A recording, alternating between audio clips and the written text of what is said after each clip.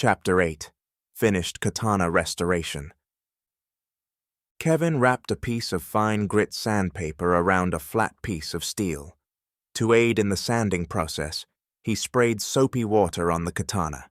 As he made each pass with the abrasive, a vibrant shine gradually emerged from one end of the sword to the other. Kevin approached the task with precision, carefully planning each pass with the sanding tools. He started at one end and continued without stopping until the katana slid smoothly from his grip at the other end. The moment Kevin had been eagerly anticipating had finally arrived. With another pass completed, he sprayed the once rusty sword clean, removing any remaining debris. While polishing the steel, he couldn't help but notice a captivating transformation taking place. With each pass of the sandpaper, the once dull metal began to reveal a striking crimson hue. This unique feature added a new level of allure to the katana. Kevin was mesmerized by the interplay of the vibrant shine and the emerging crimson color that seemed to breathe life into the blade. The more he polished, the more he fell under the katana's enchanting spell. Holding the katana in one hand and clutching a clean, soft cotton cloth in the other, Kevin dried the blade. As he worked, he couldn't help but admire how the katana glistened in the light. Now it was time for mountings, and Kevin had just the set in mind for this blade. The set contained everything: the kashira, tsuka-ito, tsuka, tsuba, seppa, and habaki, pommel, silk wrap, handle, guard, washer, and guard. The thing he liked most about the set was the antique white color of the silk tsuka-ito. Unfortunately, Kevin also understood that these swords were held together with one small bamboo pin running through the handle, and it had to be in a precise position to compress everything together. Unlike modern manufacturing, where one part can be interchangeable with others, it wasn't the same hundreds of years ago, so Kevin had already planned on having to drill a new hole in the katana's tang for the bamboo pin. Quickly, he left his shop to retrieve everything from the house. Walking through the front door, he spotted Mary sitting on the couch reading. "It's almost finished," Kevin stated as he grabbed a box with everything inside, then rushed back out. Once back inside his finishing room, Kevin opened the box and began unwrapping everything before placing the first piece onto the sword. With all 6 pieces ready, he picked up the habaki and slid it down the tang as far as it would go, about half an inch from where it needed to be. The habaki stopping just before where it needed to be pleased Kevin. In this situation, it was better to have things too tight than too loose. After a little file work to the inside, it slid snugly into place. Next came one of 2 seppas, tsuba and another seppa, all requiring slight modifications at the habaki. Now came the moment that made Kevin nervous. That was how far off the holes would be through the tsuka and tang. In his left hand, he held the katana with its current fittings and picked up the tsuka with his right. He slowly guided the tang through the kashira attached to the handle. With every millimeter, he felt for resistance, and was pleased when it only came just as the kashira contacted the seppa. Now came the truth as to how far off the line-up holes would be. Kevin gently rotated the sword with the tsuka, bringing the hole in the tsuka into view. A shock of energy ran through him as he saw light through the hole. Without a second thought of the alignment, he picked up the bamboo pin and slid it through the hole until it wouldn't go any farther. The pin went in but had still not compressed everything tightly together, so he reached for a small jewelry hammer and began tapping the pin, driving it farther into the tsuka. Satisfied with the depth, Kevin tried the handle once again, and not one part moved. Just then, he realized the katana was finished with few modifications needed. Taking the tsuka firmly in his right hand and a cotton cloth in his other, Kevin began wiping away his fingerprints and other smudges from the blade. Turning the blade slightly, sunlight reflected into his eyes, turning everything red. Within the red flash of light, Kevin quickly noticed that everything around him had changed.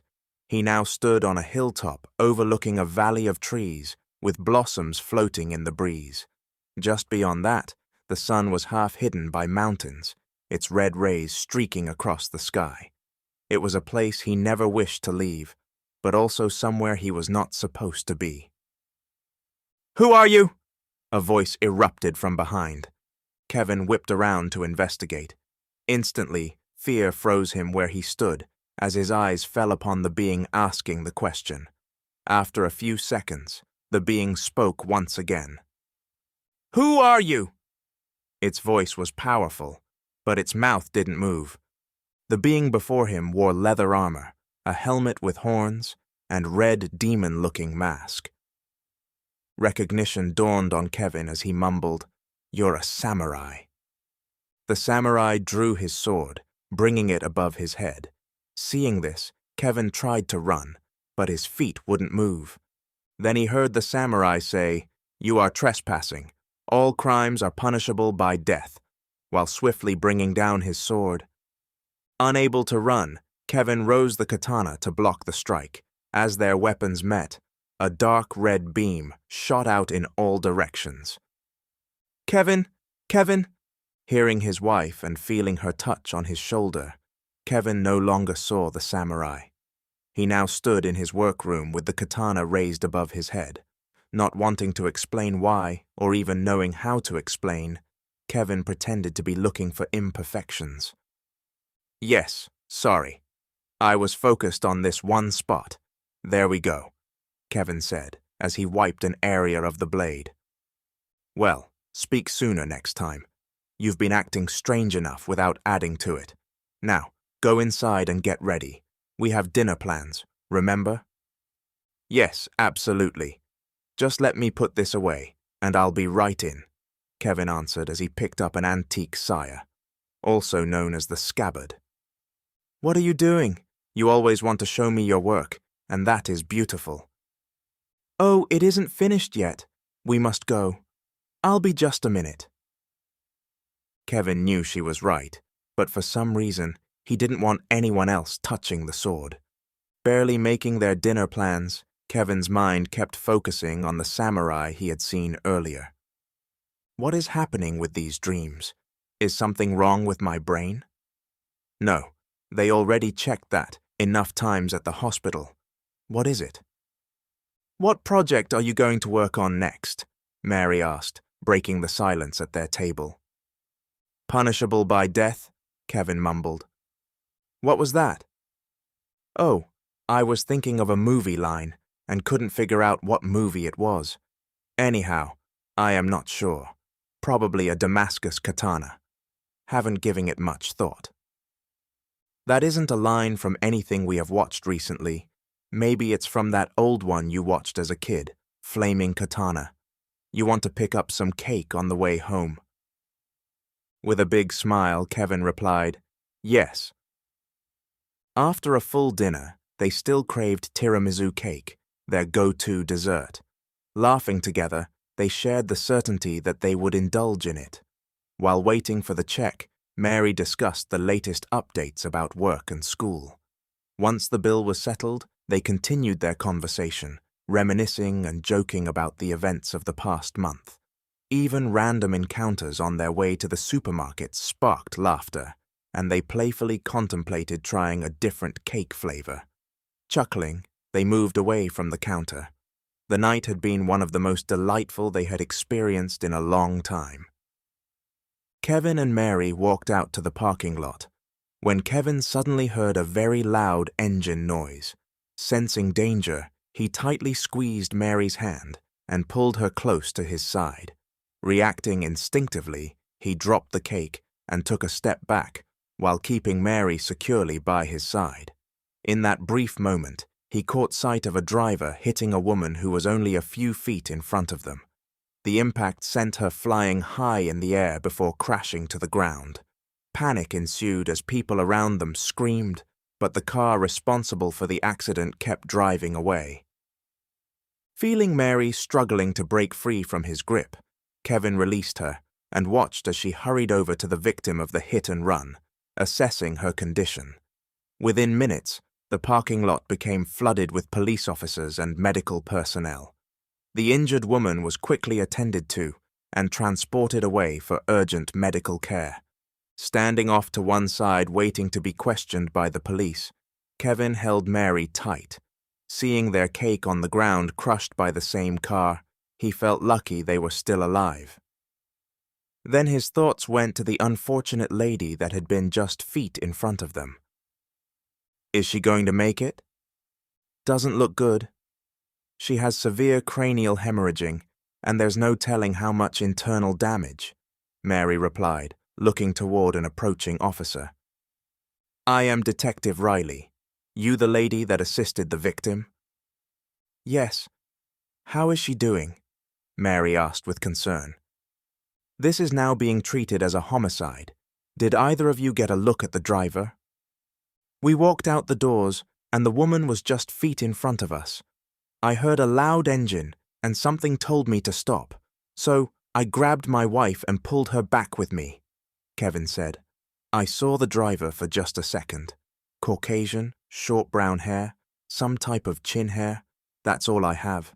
You know what happened yet? So far, it looks to be a case of drinking and driving. Video shows him leaving the bar at the far end of the mall parking lot. What about you, ma'am? Can you walk me through what you saw and did? As Riley interviewed Mary, something drew Kevin's attention in the direction of the hit and run. He watched as a little pink object floated to the ground. Once it touched the asphalt, another appeared. Each time one touched down, another appeared, forming a line in the direction of the drunk driver. Kevin fought the urge to follow the line. Do you have anything to add, Mr. Blake? Detective Riley asked. Mr. Blake. Oh, no, Kevin responded. Riley finished writing down their contact information. If you need anything or someone to talk to about this experience, here is a number to call.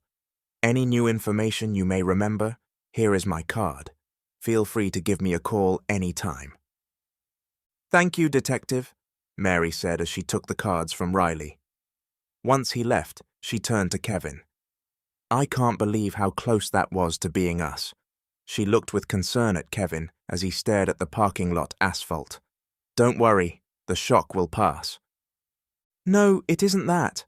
Where did they come from? Kevin asked, pointing to the pink blossoms in a long line leading out of the parking lot. Where did what come from? The asphalt? There's nothing else there. Agitated, Kevin walked over and attempted to pick up one of the blossoms, only to have his fingers pass through it as if it weren't even there. After one more attempt, he stopped for fear of looking crazy. That's weird. Must have been a shadow. Should we get another cake? He pointed to where one of the store employees was cleaning up their smashed one, in hopes of drawing attention away from the nothing he was trying to pick up. Shaking her head, Mary replied, No, let's just go home. Kevin nodded and took her hand while they walked to their car. Glancing back, he noticed another pink blossom falling behind him. There has to be a tumor or something, he thought. Getting in their car, Kevin wanted nothing more than to put these events behind them. He started the car and put it in drive. Wait, Mary said. You see it too? Kevin asked, excited that he might not be going crazy. Yes, I see the fact that you don't have your seatbelt on, despite knowing how much I hate seeing people come into the hospital after going through a windshield. Now, buckle up. Disappointed that she wasn't talking about the pink blossoms, Kevin buckled his seatbelt and began to drive away from the crime scene. Looking in the rearview mirror, he watched blossoms continue to fall in a straight line.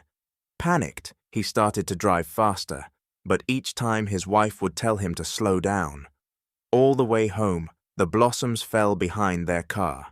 After arriving home, he exited their car and walked around to Mary's side to take her hand as always.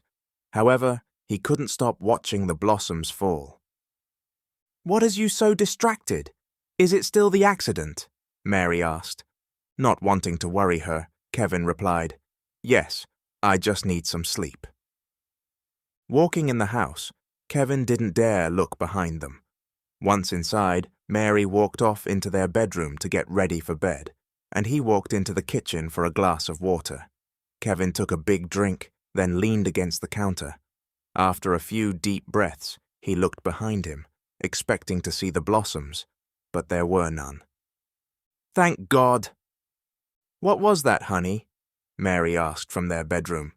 Relieved that he was regaining his sanity, Kevin began getting ready for bed. Standing in front of the mirror, he reluctantly looked behind him in the reflection.